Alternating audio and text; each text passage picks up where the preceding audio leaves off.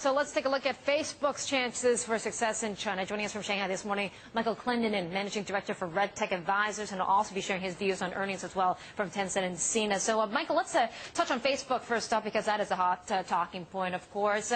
Michael, do you think all of the hype of this Facebook IPO has been priced into even Chinese internet shares themselves?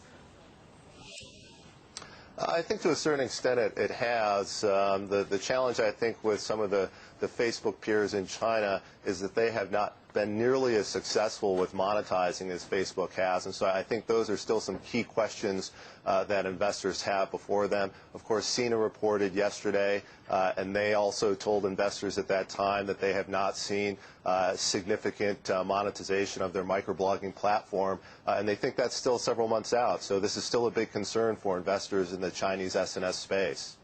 Yeah, monetizing eyeballs, that's what these internet companies are trying to do. But, you know, with these valuations, I know you don't look at Facebook in particular, but looking at these valuations of Facebook, would you say it's a bit rich from your internet expertise stance?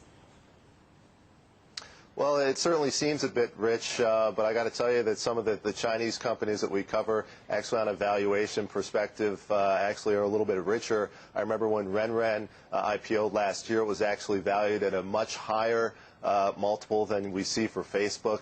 Again, I think whether it's Facebook, Renren, or some of their peers, it really comes back down to how can they monetize, at what pace can they monetize, and what scale can they monetize. At least with the case with Facebook, they've shown that their pace of monetization has been pretty rapid and the scale has been pretty high. I think the future for Facebook now, as we've seen in the last couple quarters, is can it keep up that pace, and there are some serious questions about that.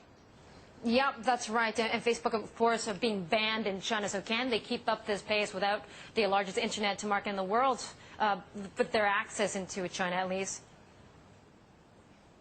I think coming into China for Facebook, you know, as your previous commentator noted, I think Zuckerberg would like to come here, but the challenge is going to be that how do they reconcile their commitment to privacy concerns with coming into China, where essentially they would have to give that up to cooperate and play on the government's terms. Facebook is already under considerable pressure in the U.S. About privacy, and I just find it really difficult to see how they could manage such a compromise in China and not come under a lot of pressure, especially from the U.S. government. Yeah, and Michael said Facebook can't bring anything new that the current guys don't already offer, right? Oh, that's very true. We've said that in the past. I mean, let's just say they do win through and they figure out a way to compromise and come in here that respects both sides of the equation. So you have to ask yourself, what did they win? Right now, they come into a market where Tencent already has more than 400 million users on its microblog service. Sina has 300 million. Renren has more than 100 million. And all of these guys are pretty well established. So when Facebook comes in, they would be seriously behind. And in terms of offering some sort of differentiation, they could probably only offer a global audience. But if they offer that global audience, again, the government's going to be very interested in what kind of dialogues are going on between, I think, the Chinese users of that site and their international peers. And so you, again, run into privacy concerns and issues around censorship. So very tough, I think, for Facebook to make its way in China. I'm sure they'll try, just as Google did, but they may find that they have to make too many compromises. Yeah, okay, Michael, thank you so much for your insight.